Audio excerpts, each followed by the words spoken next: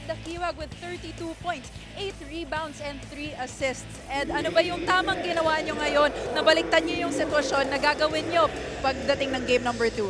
Ayun, ginawa ko lang namin yung sinabi ko kanina sa interview mo, which is to give up the ball and then hanapin yung mga open shots na kailangan sila yung tumira. So, ayun. And then yung teamwork din. Pero interestingly nga, yung mga usual scorers nyo nag-struggle ngayon. So how did you manage to get through that? Siyempre, kanina nag-struggle. Sinabi rin sa halftime namin si Mac, and then si Mike, and then si Roger. Sabi, darating din yan, papasok din yan, sinasabi nila, minomotivate nila. So, ako, siyempre, ginawa ko lang din yung dapat kong gawin, which is yun yung, 32 points. Diba? At sinabi mo nga kanina na yung focus mo ngayon, assist, pero darating lang yung scoring. At talagang dumating naman yan. Ang ganda ng nilaro mo.